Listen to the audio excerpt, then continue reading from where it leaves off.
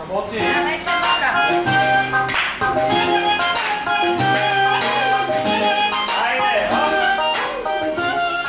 Здравей, Емилия! Намираме се на снимачната площадка на новия ти клип.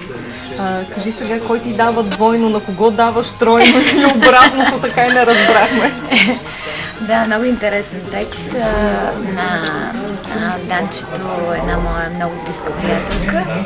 Имам предвид, че вече работя с нея 2 години, ще станат. Сега в последния съм работила с нея, сега това е нейн текст. Много интересно за тази песен, защото това е на Спас Лазаров, човека, който написа и направи парчето на Галена Тихова. Той е автора, млад автор. Мисля, че така заслужават младите автори в България да им се гласува доверие.